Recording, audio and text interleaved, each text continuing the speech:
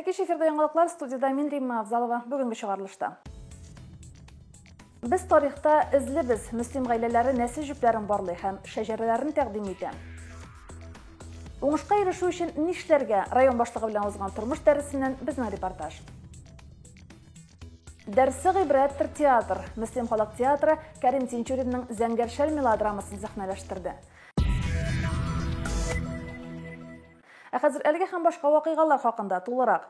Узган шимбәдә Мөслимдә кышны озату бәйрәме үтте. Элеккеге традицияларны яңартып, районда кышны зурлап озатырга булдылар. Бәйрәм милли уеннар, җыр-биюләр белән үрелеп барды. Мондый чараның җирлектә беренче мәртәбә оештырылуы, кышны озатып, язны каршы алу максаты белән үткәрелгән бәйрәм матур күренешләргә бай булды. Элеккән халыкка традициягә яла булып кергән. Менә һәр яз башланды. Бездән җәйдә булыр. Iller tanış bulsun, yayıp uğuşlu kilsin, ötken yılda fırlıklar sabahlanmasın, uğuşlar muğulsun, halık bay olsun. Bugünkü beyram ölekteki tradisiyalarga eğlenip koydu. Bunlara umurlu hem bolacakta koytan şekilde buldular. Bereke şaktaydı şuşundu, şaralar çok ülkerley. Район башлыгы Альберт Хожин бәйрәмдә катнашучыларны сәламләп, ил көннәребезгә тынычлык теләде. Барыбыз да сәламәт булыйк. Шулай торып аралашып яшик, бәхетле булыйк. Инде безнең илебезгә уңышлар, үзебезгә, районыбызга уңышлар, барыгызга да уңышлар телим. Бик зур рәхмәт. Район мәдәният бүлегенә караган оешмалар тарафыннан әзерләнгән театраль хореографик күренеш җанлы, дәртле булуы белән аерылып торды. Һәрбер милләтнең үзенең кышны озату, язны каршы алу бәйрәме бар. Русларда ул Масленица, Керәшен халкында Май чабу бәйрәме, татар төрек илләрендә ул Нәүрүз бәйрәме. Менә без дә бүген татар традициясе буенча кышны озату бәйрәменә җыелдык. Бик матур ярминкә оештырганнар. Җыр-бию яңгырап тора, бик күңелле, бик матур. Татарстан – многонациональная страна. И в Муслимово тоже живут много национальностей. Русские, марийцы, кряшин, татары. И все мы дружно празднуем этот праздник. Веселимся, поем песни, пляшем, едим блины, пьем чай. Балалар бакчасы белән менә матур үзебезнең куймак пешерүне оештырдык. Халкыбызга чәй эчерү, куймак пешерүне тәкъдим итәбез. Бик күңелле бәйрәм. Инде язлар килер, язлар безгә бары тик яхшылыклар гына, уңышлар гына, сәламәтлек кенә алып килсен дип телисебез килә. Безнең Ләйсән балалар бакчасы инде мондый чаралардан беркайчан да читтә калмый. Мондый матур бәйрәмнән соң инде яз килер дип ышанып калабыз. Милли киемнәр кигән район үзәге балалар бакчалары һәм мәктәпләре, социаль яклау бүлеге хезмәткәрләре бәйрәмдә катнашучыларны кайнар чәй һәм җылы куймак белән сыйлады. Бәйрәм һәркемдә җылы тәэсирләр генә калдырды. Мондый чаралар алдагы елларда да дәвам итәчәк.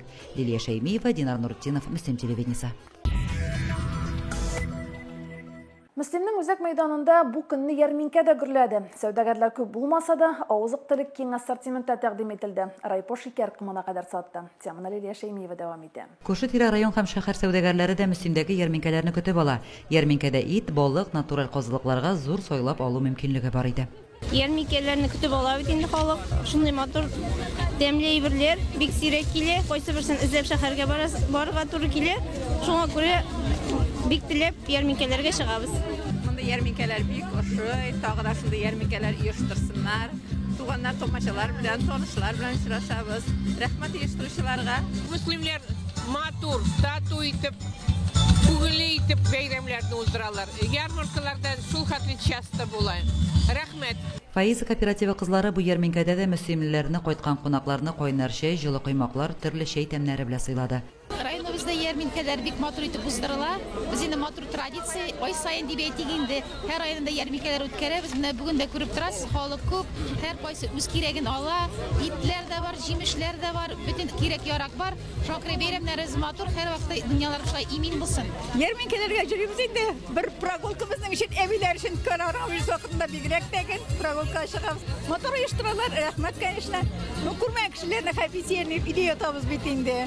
Бергә кешеләрне кой вакытта күрәбез. Әллә кайчан күрмәгән танышларны күрәбез. Рәхәт бит кайткан җигә.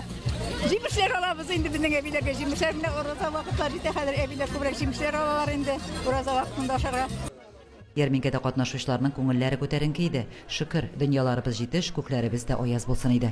Лилия Шәймиева, Динар Нуртдинов, Мөслим телевидениесе. Гаилә тарихында гасырлар кайтавазы. Тарихта без эзлебез. Шул исемдәге Республика шәҗәрәләр фестиваленең муниципаль этабы үтте. Ул гаилә мөнәсәбәтләре, туганлык җепләрен ныгытуга, нәсел тарихын өйрәнүгә юнәлтелгән конкурс гаилә шөгыльләрен барларга һәм үстерергә дә ярдәм итә. Бәйгенең муниципаль этабы быел беренче тапкыр зур залда архив бүлеге белән берлектә оештырылды. Жюри районыбызда яшәүче 3 үрнәк гаиләнең чыгышларын 2 төрле бирим буенча бәяләде. Biz tarixta izlibbiz degan konkursda eng yosh oila bo'larak qatnashamiz. Ham endi bu konkursda milliy rizqlarni taqdim etdik. Ham kichkinagina teatrlashtirilgan ko'rinishni ko'rsatacakmiz. Birinchi birimdə гаилә буыннан буынга тапшыручы milli һәм үзенчәлекле ризыклардан әзерләнгән күргәзмәләрен яклады. Икенче өлештә командалар "Таныш булыгыз, минем гаиләм, минем буын" исемле визит карточкасы тәкъдим иттеләр. Презентация бию, җыр, театральләштерелгән күренешләр рәвешендә барды. Без бу конкурска инде иң беренче чиракта оныклар белән балалар белән әзерләнеп килдек. Һәм бу конкурстан әллә ни зур уңышлар өмет итмибез. Минем максатым инде балаларга менә шушы үзебезнең нәселнең тарихын өйрәтү һәм алга таба аны саклауны, аның белән горурлануны төшендереп калдыру. Гаиләләр берничә буынны үз эченә алган, сандык төпләрендә сакланучы ядкәрләр, кызыклы фактлар турында язмача мәгълүматлар белән баетылган шәҗәрәләр әзерләгәннәр. Гаилә командалары үзенчәлекле итеп үз нәсел тарихы белән таныштырды. Һәрберсе үзенең гореф-гадәтләргә тугры, иҗади күнекмәләргә бай булуын күрсәтте. Безнең шәҗәрәбез инде Рәҗәп бабайның ерак-ераклардан килгән тамырлары безгә ялгана. Шул шәҗәрәне якларга дип килдек. Безнең анда 9 буын чагыла. Инде милли ризыклар да алып килдек үзебезнең нәселебезгә, гаиләбезгә хас булган чәкчәге, казы, тәвикмәге, шушмагы барысы да. Гомуми педагогик стажы 446 елга җыелучы фидакар мөгаллимнәр династиясе вәкиле булган Хәбибуллиннар гаиләсе чыгышына кемнәр генә сокланмагандыр. Җырга моңга бай, милли йолаларны саклап яшәүче сәнгатькәр гаиләсе булган Шакировлар үзенчәлекле биюләре белән истә калды. Яббаровлар гаиләсе фестивальдә иң яшь гаилә буларак катнашты. Алар да буыннар чылбырының ныклыгын тәэмин итеп, традицияләрне түкми-чәчми киләчәк буыннарга тапшырып килүче күркәм гаилә булып тамашачылар күңеленә кирип калды. Без әти белән әнигә рәхмәтле. Безне укытучылар һөнәренә бездә мәхәббәт тәрбияләгә алганнар алар. Һәм без барыбыз да шушы һөнәргә үзебезнең теләк белән бер кемдә мәҗбүри итмичә килдек. Барыбыз да бик яратып эшлибез. Һәм бездә инде яшьләр дә бар шушы безнең эшне дәвам итүче оныклар, хәтта оныкшыклар шушы педагогик юнәлешне сайлыйлар.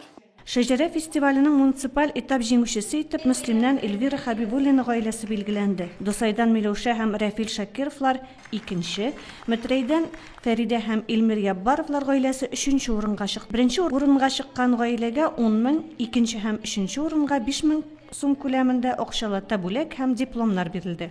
Бәйге булгач, фестиваль булгач, монда җиңүчеләре була. Һәм без инде бүгенге шушы фестивалебездә Хәбибуллиннар гаиләсе беренче урынны яулады. Һәм республика конкурсына безнең зона этаплары була. 5 апрель көнне ул чирмешәндә без инде шушы Хәбибуллинар гаиләсе белән районыбызның данын күрсәтергә барга әзерләнәчәкбез. Әби бабаларыбызны белү алар рухына дуга кылу өчен дә кирәк. Нәсел шәҗәрәсен төзегәндә туган авыл тарихы турында да кызыклы мәгълүматлар туплана. Буыннар чылбырын өзмичә, һәрберебез үз нәселләребезнең дәвамчысы булса иде. Гөлназ Җәлилова, Динар Нуртдинов, Мөслим телевидениесе. Районның мәдәни тормышында матур вакыйга булды. Мөслим халык театры Кәрим Тинчуревның Зәңгәр шәл мелодрамасын тәкъдим итте. Спектакльдә 50ләп кеше катнашты. Тамашачылар әсәрне бик җылы кабул иттеләр.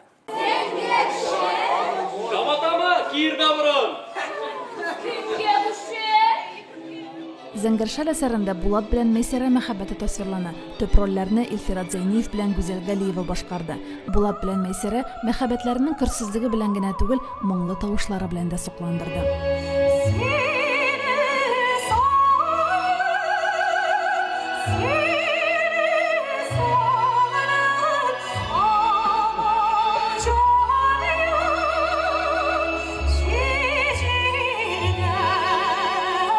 Өлкәннәр инде ничек, өлкәннәр бит инде ул бу әсәрне беләләр. Классиканы да беләләр, шуңа күрә инде алар инде яхшы итеп кабул итәләр.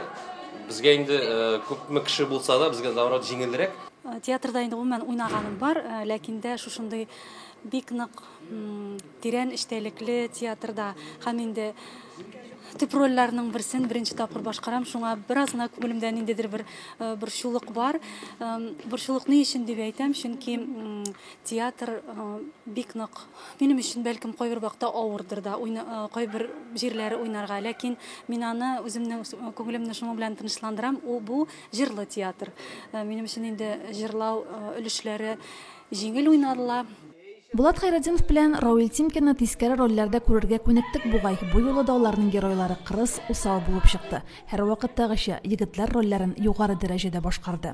Кем бу образны башкарып чыга ала? Беренче моны режиссер карый, потому что белә кемнең ничек уйнаганын. Шуңа күрә инде миңа режиссер шундый рольләрне тәкъдим иткәндер дип уйлыйм инде.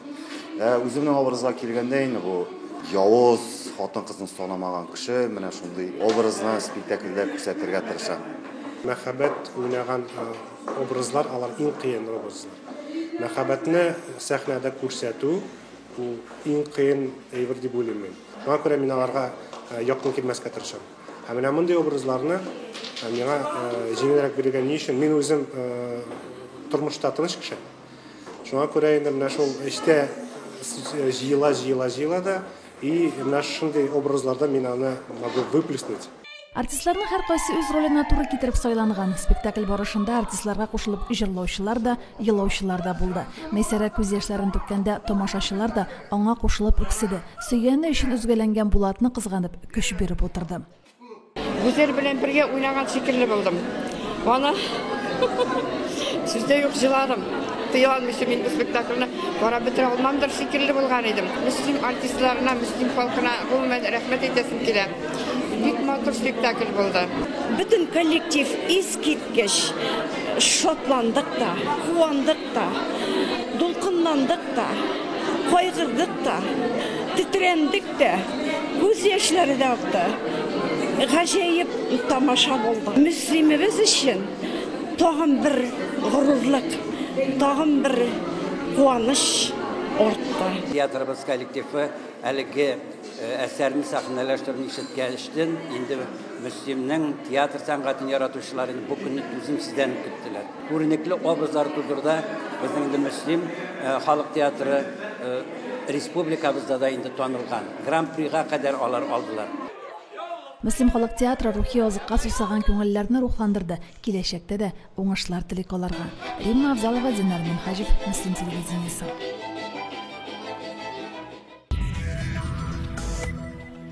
Мәдәният хезмәткәрләре авыл тормышын җанлы итә, алай гына да түгел. Авыл башлыкларының уң кулы да алар. Авылда бер чарада мәдәният хезмәткәрләреннән башка үтми. Филиза Фарукшина Иске Сәйет авылы кызы, белгечлеге буенча югары белемле укытучы. Кыскартылуга эләккәч, ул мәдәният йортына эшкә килә һәм авылның мәдәни тормышына җанры. Филиза ансамбле оештырган мәдәни төгәрәкләр алып бара. Филиза Фарукшина турында алдагы сюжетта. Урта мәктәптән соң Филиза Йорчоллы педагогия институтына юл тота. Укыган чорда практиканы Тотбүләр урта мәктәбендә һәм Йорчоллы гимназиясендә үтә. Укуын тәмамлагач, Филиза Яңа Карамалы башлангыч мәктәбендә эшли башлый. Көндә яңа кешеләр белән очрашасың, көндә яңа төрле чаралар оештырыла. Көндә яңалык камтылып яшибез бит инде без. Шуңа күрә клуб эше миңа бик ошап китте дә инде. Хәзер мин 20 елга якын клубта эшлим.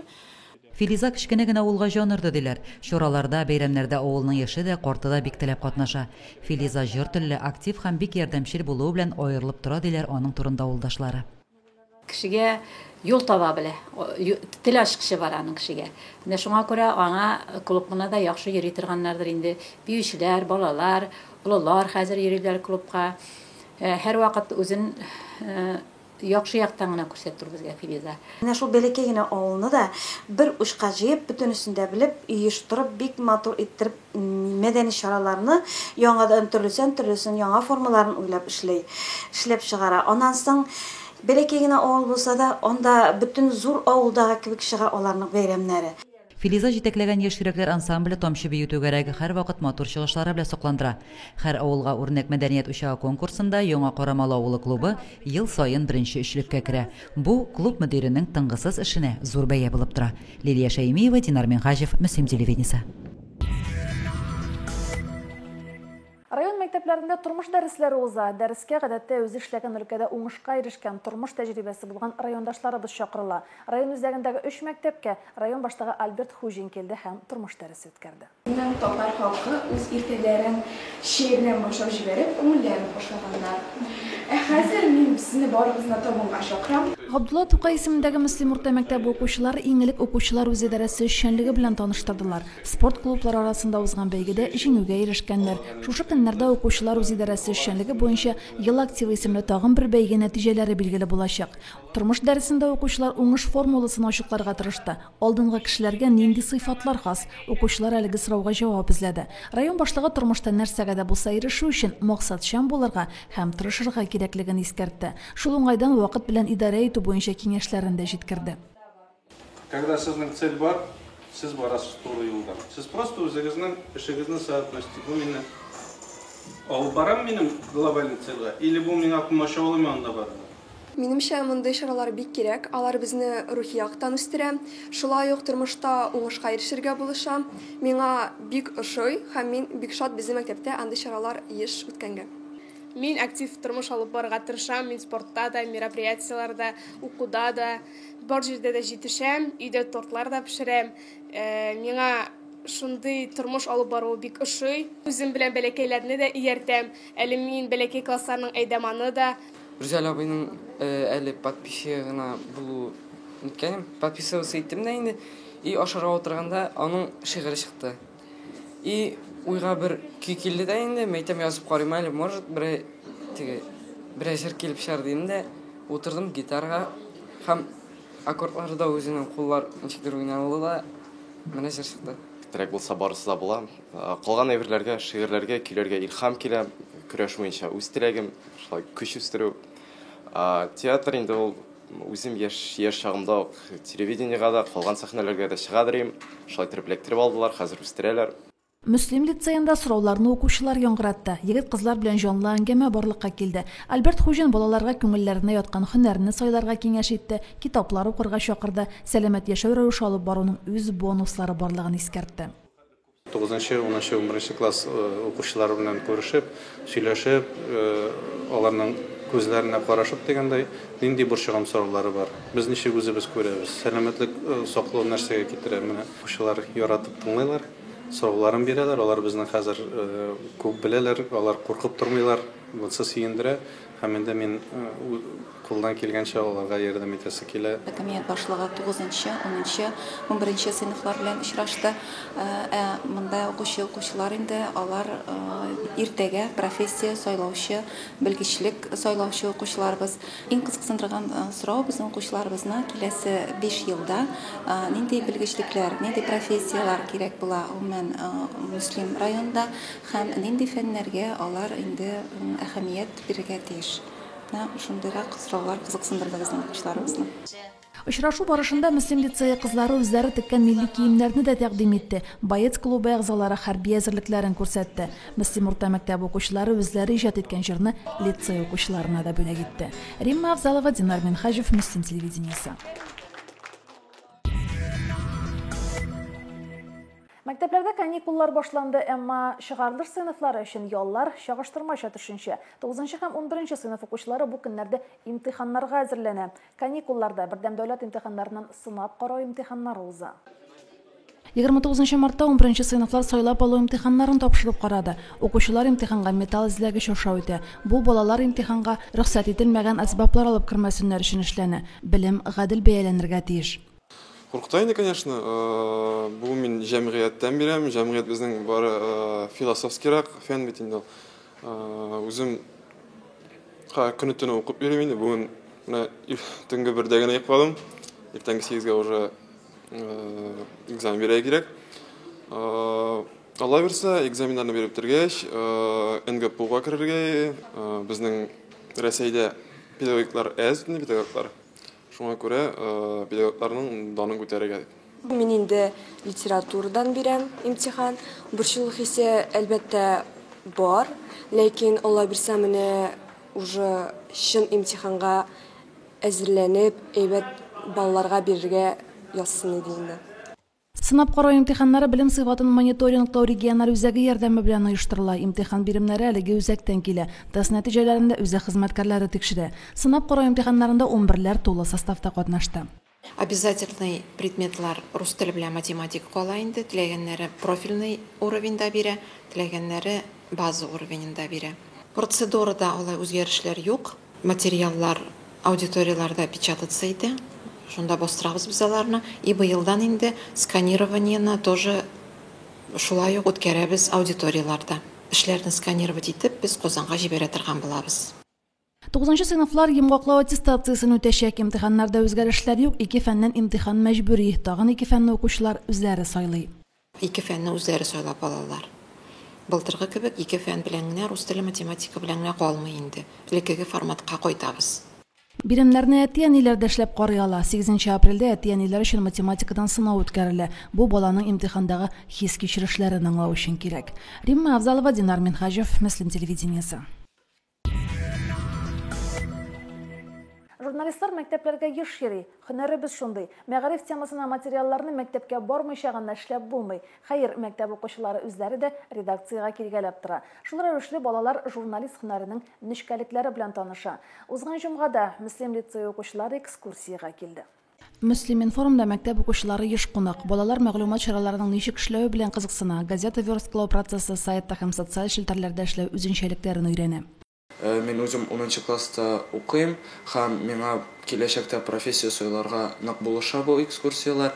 Редакциядә миңа бик нык ошады, чөнки егетләрнең монтировать итүләре, радионың ничек эшләгәнен һәм газеталарны ничек бастырган миңа бик нык кызыксындыра һәм киләчәктә дә бәлки шушы өлкәдә эшләрмен дип уйлыйм. Барлык эшләгән кешеләр дә бик мотор, бик кызыклы итеп мәгълүмат бирделәр. Һәм мин бик күп яңа мәгълүмат үземә белдем. Телевидениедә ничек төшерелә.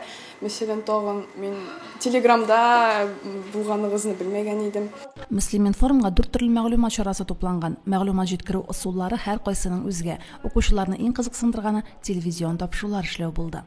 Март айында инде безнең профориентация айлыгы бара. Шул максаттан инде менә без бүген 10 сыйныф укучылары белән Мөслим матбугат үзәгенә экскурсиягә килдек. Укучыларга инде әлбәттә мондый очрашулар бик кирәк, чөнки инде алар 10 класста хәзер киләчәктә үзләренә зур тормышка аяк басалар, һөнәр сайлыйлар. Безгә инде бүгенге очрашуда менә шушындый бик файдалы, кызыклы мәгълүматлар белән таныштырылды. Укучыларыбызга бик ошады. Хромакей, суфлер, синхрон, журналистикага кагылышлы терминнар. Журналистлар әлеге терминнарның аңлатмасын бирде. Укучылар үзләре катнашкан сюжетларның ничек эшләнүе белән кызыксындылар. Журналистларга үзләрен борчыган сорауларны да җиткерделәр. Римма Авзалова, Динар Нуруддинов, Мөслим телевидениесе. Оешма предприятиелар һәм авыл җирлектәре арасында 32-нче кышкы спартакиада уеннары төгәлләнде. Бер ай дәвамында кышкы спартакиада район халкын киеренкелектә тотты. Атна саен 2 спорт төреннән ярышлар оештырылды. Бадминтон, кул көрәше, йөзү, биатлон, волейбол, көрәш, канат тарту, 7 спорт төрендә 1000ләп райондашыбыз көч сынашты. Спартакиадада 18 авыл җирлеге һәм 25 оешма предприятие катнашты. Узган атнада ир-атлар арасында волейбол, көрәш һәм канат тарту ярышлары оештырылды. Волейболда оешма предприятиелар арасында шелтәрләр командасы җиңү яулады. Әлеге командага район электр шелтәрләре, инженерлык шелтәрләре, почта, электр лемтәсе үзеле һәм күбәләк балалар бакчасы коллективлары тупланган. Уен әйбәт булды. Бүген менә Испалкамга каршы уйнадык беренче уенны һәм җиңдек 2-0. Ниләр безнең инде көндәшләр бик нык көчле. Гомумән бөтен командада көчле дип әзерләнеп килгәннәр. Biz de indi dik yatmadık. Gün sayın diğerine trenirovkalarga җыелдык. Тренироваться иттек. Үзәк хастахана командасы 2-нче, мәктәпләр җыелма командасы 3-нче урынны алды. Авыл җирлекләре арасында Яңа Уса авыл җирлегенә тиңнәр булмады. Рус Шуган 2-нче, Метрей авыл җирлеге 3-нче урынга лаек булды. Авыл җирлекләрен беләсез, бүген инде кимиләр, халык саны кимеп килә. яшьләр бик азая. Шуңа команда туплауы җиңелләрдән түгел. Ләкин усы җирлегенең спортсменнарына, уенчыларына тагы бер кат рәхмәтлемен. Чөнки алар кайда гына яшәп эшләмәсәләр дә, үзебезнең авылда туып үскән булгачтан авылны поддержать итеп, һәр шәһәрдән кайтып торалар.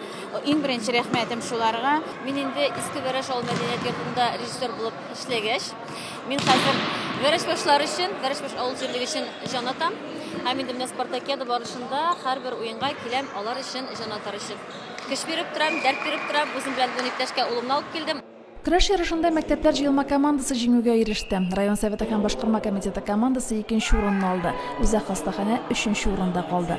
Авыл җирлекләр арасында Мәлләтамак авыл җирлеге җиңү яулады. Әмәкәй 2нче, Яңавысы 3нче урында. Канат тартуда район советы һәм башкарма комитеты командасы иң көчлесе булып чыкты. Шелтәрләр командасы 2нче, мәктәпләр җыелма командасы 3нче урынны алды. Авыл җирлекләр арасында беренчелекне Метрәй авыл җирлеге алды. Әмәкәй авыл җирлеге 2нче, Вәрәшбаш авыл җирлеге 3нче урынга чыкты. Уеннар бик матур баралар, көндәшләр, командалар барысы да бик көчлеләр.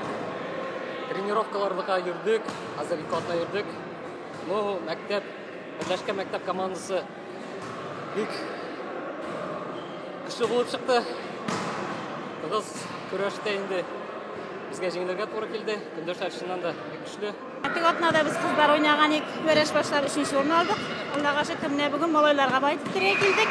Без җиңсәк ярар иде дип теләп торабыз инде. Әле общий нидә без беренче барабыз Вәрәш башлар. 32нче кышкы спартакиада нәтиҗәләре буенча оешмалар арасында беренче урынны мәктәпләр җыелма командасы алды. Район советы һәм башкарма комитеты командасы 2нче, Үзәк хастаханә 3нче урынга лаек булды. Авыл җирлекләр арасында Вәрәшбаш авыл җирлегенә тиңнәр булмады. Яңавысы авыл җирлеге 2нче, Метрәй 3нче урынны алды. Әлеге командалар 20 мең, 15 мең һәм 10 мең сумлык сертификатлар, медальләр һәм грамоталар белән бүләкләнде. Мондый чараларда без бер-беребез белән аралашабыз, без бер-беребездән күрәбез, үрнәк алабыз. Ярышта без соперниклар, аннарыбыз якын дусларга әйләнәбез. Кышкы спартакиада барышында ГТО нормативларын тапшыру мөмкинлеге дә тудырылды. 50гә якын спортчы урыннан узымлыкка сикерүдә һәм алга йөрүдә үзләрен сынап карады. Римма Авзалова, Динар Минхажев, Мөслим телевидениесе. Бүгенгә шулар, мин Римма Авзалова сезнең белән сау булашам, исән-имин булыгыз.